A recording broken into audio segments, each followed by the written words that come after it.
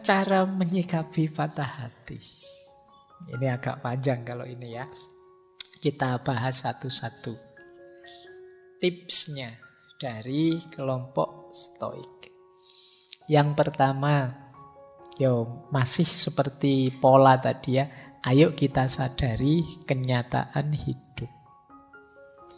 Dalam hidup ini, kata Marcus Aurelius, ada yang hadir, ada yang keluar dari keberadaan. Beberapa dari apa yang pernah ada sekarang sudah hilang. Perubahan dan perubahan terus-menerus mengubah dunia. Seperti perkembangan waktu yang tak henti-hentinya mengubah keabadian. Jadi ini ayo kita sadari hidup ini memang berubah. Ada yang datang, ada yang pergi.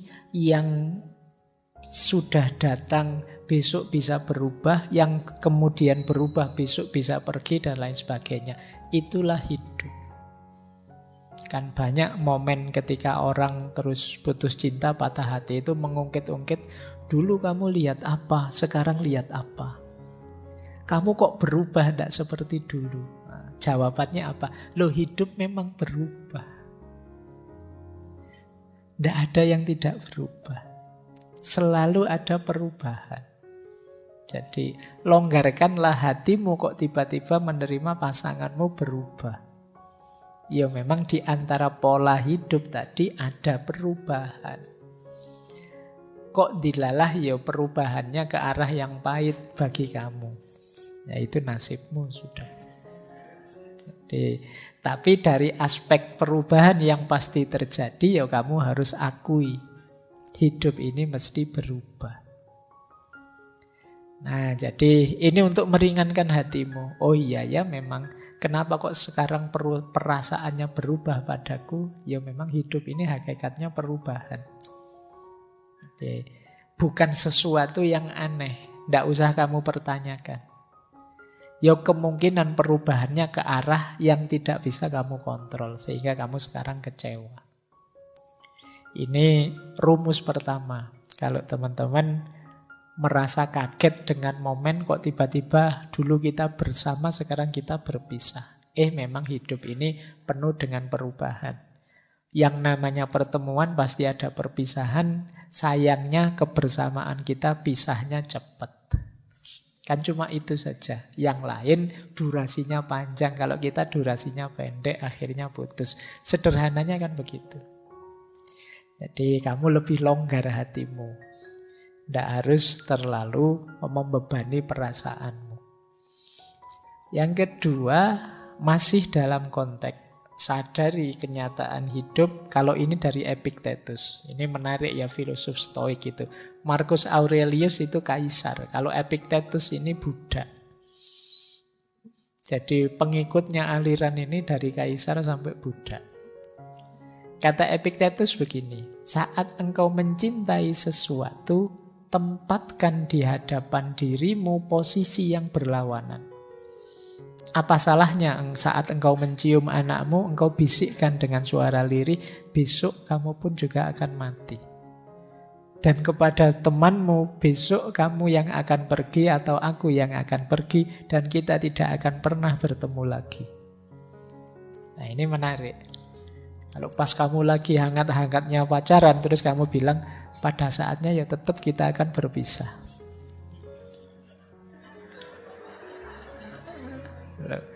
Ini kan sama-sama latihan kuat-kuatan ini. Jadi kita kan selalu kalau sedang begitu kan kita bilangnya kita akan bersama selamanya. Tidak bisa. Mesti kita akan berpisah. Polanya memang sudah begitu. Ada pertemuan, ada perpisahan. Nah, makanya bahkan itu kan contohnya anak-anak sama sahabat. Karena biasanya ini kan paling mengikat kita. Anak itu apalagi. Kalau kita dibilang anak kita besok akan mati, itu kita kan nggak terima rasanya. Tapi ya memang begitu, wong dia manusia. Ini kan persis cerita sufi itu. Suatu ketika ada seorang sufi yang mengunjungi seorang raja. Yang raja ini karena sangat takzim pada sufi ingin belajar. Karena sufi ini tidak bisa lama, raja itu, wahai sufi, mbok saya diajari satu saja wawasan. Yang ini bisa bermanfaat untuk saya, untuk kerajaan saya, untuk semua orang. Nah, terus sufi ini cuma bilang satu kata. Ya sudah, kalau cuma minta satu wawasan saya bisa lah. Saya beritahu ya, ini hakikat yang paling sejati dalam hidupmu, kata sufi ini. Apa? Besok anakmu pasti mati. Oh, itu rajanya marah. Sufinya dipukuli, kok bisa kamu disuruh memberi wawasan yang bagus malah mengutuk anakku. Kata si sufi, loh yang mengutuk siapa? Bukankah anakmu besok mesti mati? Wong dia manusia. Apa ada manusia yang tidak mati? Semua manusia mesti mati. Jadi kebenarannya memang begitu. Terus dikritiklah raja ini oleh si sufi. Tadi kamu minta kebenaran padaku. Saya beritahu kebenaran kok kamu tidak terima. Telingamu kok tidak kuat. Padahal memang kebenarannya memang begitu. Nah, ini cerita ini sebenarnya untuk mengingatkan kita, kadang-kadang kebenaran itu memang pahit. Tapi kenyataannya memang begitu. Makanya tadi saran pertama, ayo siap. Ayo disadari kenyataan hidup ini. Jangan kaget, bahkan dengan orang yang paling kamu cintai pun, ya mesti salah satu akan saling meninggalkan. Ya paling tidak kan nanti salah satu meninggal. Mesti yang satu meninggal terus yang lain sendirian, mesti begitu. Kalau meninggal bareng malah tidak enak. Meninggal bareng itu kalau tidak kecelakaan ya tragedi apa, mending gantian saja. Jadi momennya mesti pahit itu kalau bersama-sama. Dan saling meninggalkan. Baik, itu kenyataan hidup. Makanya yang kedua ini kalau di Epictetus, yo tidak ada salahnya loh kalau kamu sambil misalnya memeluk anakmu atau salaman dengan sahabatmu, sambil kamu sadari, anakku ini yo manusia, besok pada akhirnya yo meninggal mati. Sahabatku ini akrab sih, tapi pada saatnya ya kita berpisah, entah aku berangkat duluan atau dia berangkat duluan. Nah, ini latihan menguatkan batin kita, ini versinya orang Stoik. Jadi kalau kalian sudah punya kekasih, ya sambil berdua disadari. Mungkin kalau ada momen berdua, yuk kita sadari bersama bahwa pada saatnya kita akan berpisah. Tidak boleh protes, memang sunnatullahnya begitu. Yang kedua itu. Yang ketiga, ini masih dari Epictetus. Ini untuk menguatkan kita. Kata Epictetus begini, apa yang engkau cintai bukanlah milikmu. Itu diberikan kepadamu saat ini. Bukannya tidak akan diambil lagi, juga tidak diberikan padamu untuk selama-lamanya. Seperti buah ara. Buah ara itu seperti buah delima. Kalau dalam bahasa Arab namanya buah tin. Rasanya manis. Yang diberikan kepadamu atau seikat buah anggur pada musim tertentu dalam setahun. Jika engkau menginginkan buah ini di musim dingin, engkau bodoh. Jika engkau menginginkan putra atau temanmu ketika dia tidak lagi diizinkan untukmu, tidak lagi jadi jatahmu, engkau harus tahu bahwa engkau seperti orang menginginkan buah ara di musim dingin. Jadi rasa cinta, orang yang kita cintai, peristiwa mencintai, semuanya hakikatnya adalah pemberian, anugerah. Dan ada durasinya. Jadi ada waktunya. Kalau memang belum waktunya, ya tidak akan muncul. Kalau sudah habis durasinya, ya tidak akan mampu kita mempertahankannya. Jadi baik rasa cinta maupun yang dicintai, maupun peristiwa mencintai itu sendiri, segalanya ada waktunya. Kalau di luar waktunya kok kita inginkan, ya tidak akan nyampe. Ya Allah, dekatkanlah jodohku. Kalau memang sudah dekat, waktunya ketemu, ya akan ketemu. Kan begitu logikanya. Kalau belum waktunya ketemu, ya tidak akan ketemu. Jangan-jangan jodohmu belum lahir misalnya. Kamu minta-minta, kamu berdoa, ya ndak ketemu-ketemu. Kok lama sekali ndak ketemu ya Allah, ya jodohmu belum lahir. Jadi cintamu bukan milikmu. Cinta itu sendiri kan juga pemberian. Termasuk yang sulit kita kontrol, bukan bagian dari kontrol kita, itu cinta. Kita kan tidak bisa merancang, saya harus mencintai dia sajalah, tidak usah mencintai, itu kita tidak bisa. Rasa cinta itu muncul tiba-tiba. Kadang-kadang tidak kita prediksi. Loh, saya itu bareng sama dia sejak semester 1 sampai semester 7. Ketika nggarap skripsi baru ada rasa pada dia. Kok tidak kemarin-kemarin? Ya karena itu anugerah dari Allah. Jadi tidak bisa kita rencanakan, saya pengennya jatuh cinta dengan yang deket-deket rumah sajalah biar tidak high cost misalnya. Kan tidak bisa. Gitu loh. Ya jatuhnya pada dia, anugerahnya Allah, hubungannya dengan dia, dengan durasi waktu tertentu pada waktu tertentu. Maka kata Epictetus, ya segalanya ada waktunya. Kok ternyata kita ditakdir berpisah, mungkin memang waktunya sudah habis. Durasinya sudah selesai. Nah, ini untuk menguatkan kita ya. Jadi kalau kamu nanti patah hati, ya jangan-jangan ini durasinya memang sudah selesai. Jadi biar nggak terlalu sedih lagi. Apa-apa itu ada siklus, ada polanya. Makanya sindirannya Epictetus, kalau kita menginginkan buah ara di musim dingin, ya sampai stres pun tidak akan ketemu. Kenapa? Bukan waktunya. Ini nasihat kedua. Nasihat ketiga tadi ya. Yang kedua, kita sadar kenyataan hidup. Yang ketiga ini, kita sadari cinta kita hakikatnya bukan milik kita. Jadi kalau ada yang tanya, Pak, cinta dan ingin memiliki itu apa setara? Ya enggak, karena bahkan cinta itu sendiri ternyata di luar kontrol kita. Makanya kalau dalam dunia tasawuf, mahabbah itu bagian dari ahwal. Ahwal itu anugerahnya Allah. Rasa cinta pada Allah itu ya hakikatnya anugerahnya Allah sendiri. Batin kita itu enggak bisa. Orang itu dipaksa mukul bisa, dipaksa mencintai tidak bisa. Mbok kamu cinta padaku dong. Ini kalau memang tidak cinta ya tidak cinta. Karena rasa itu muncul ya bagian dari anugerahnya Tuhan. Makanya ada kalimat cinta itu anugerah. Baik, ini nasihat selanjutnya. Ada lagi nasihat.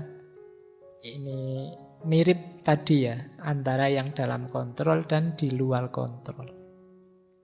Kebahagiaan dan kebebasan, masih kata Epictetus, dimulai dengan pemahaman yang jelas tentang satu prinsip. Beberapa hal berada dalam kendali kita dan beberapa tidak. Berarti di luar kendali kita. Hanya setelah kita pahami aturan mendasar ini dan belajar membedakan antara apa yang kita bisa dan tidak bisa kita kendalikan, ketenangan batin dan keefektifan hidup menjadi mungkin. Ini tadi sudah dijelaskan ya, bahwa ada kunci penting dalam hidup ini. Kita harus sadar mana yang dalam kuasa kita, mana yang di luar kuasa kita. Seperti cinta tadi, itu kan bagian dari yang di luar kuasa kita. Mana cintamu yang kemarin? Wah, sudah diambil sama yang punya cinta. Sekarang ganti cinta ke yang lain. Bisa saja begitu momennya. Tapi memang perasaannya orang lain di luar kuasa kita. Kalau kita menyedihi itu atau menggalaui itu, ada enggak ya bahasa Indonesia menggalaui itu? Berarti kita ya akan kesulitan keluar dari rasa sedih karena ini. Karena apa? Tidak ada jalan keluarnya, karena di luar kuasa kita. Apalagi urusan perasaan. Seperti saya jelaskan tadi, ya kalau urusan perasaan tidak bisa dipaksa. Kalau kita merasa sedih itu kan orang bilang, mbok jangan sedih. Lah ini sudah sedih. Kok tidak boleh sedih? Wong ini rasa. Mbok jangan tersinggung, gitu aja tersinggung. Lah saya sudah tersinggung ini. Jadi sulit, rasa itu diatur seperti kita ngatur yang dalam kontrol kita. Jadi ini kunci hidup bahagia. Kita harus tahu mana yang ada dalam kontrol kita, mana yang di luar kontrol kita. Kita tidak mungkin ngontrol tangannya para netizen untuk ngomong jelek-jelek. Tapi kita masih bisa ngontrol tangan kita untuk bisa posting yang baik-baik saja. Kalau kita sedih dengan yang di luar kontrol kita, wah netizen ini kok gitu ya sekarang isinya. Ya kita akan sedih galau dan kesulitan sendiri. Karena di luar kontrol kita, ya sudah itu di luar kontrol saya. Yang bisa saya kontrol apa? Tanganku sendiri. Nah ini penting biar kita bahagia. Karena sekarang banyak orang yang sedih tanpa alasan gara-gara rajin baca medsos. Begitu baca medsos darah tingginya naik. Mbok ya tadi ndak usah baca yang seneng-seneng saja. Baik. Nah, kita lanjutkan. Ini masih tentang yang di luar kuasamu. Kata Epictetus lagi, ini sering dikutip orang. Jangan mengharapkan segalanya terjadi sesuai yang engkau inginkan, namun terimalah segala yang terjadi. Maka hidupmu akan tenang. Jadi ini rumusnya sederhana. Kita akan sering menginginkan banyak hal dalam hidup ini. Nah, kalau menginginkan ini sambil kita kasih tanda petik, semoga, insya Allah, dan lain sebagainya, kita lebih tenang. Tapi kalau kita memastikan yang kita inginkan harus terjadi, kita akan lebih banyak stres. Ada lagi yang lebih menenangkan apa? Kita terima segala yang sudah terjadi. Ini lebih menenangkan. Kenyataannya saya ditolak. Wah, kenyataannya saya diputus. Mau gimana lagi, saya terima. Itu lebih menenangkan. Yang paling tidak menenangkan, kita tidak terima dengan yang sudah terjadi. Oh, ini stres double-double kamu.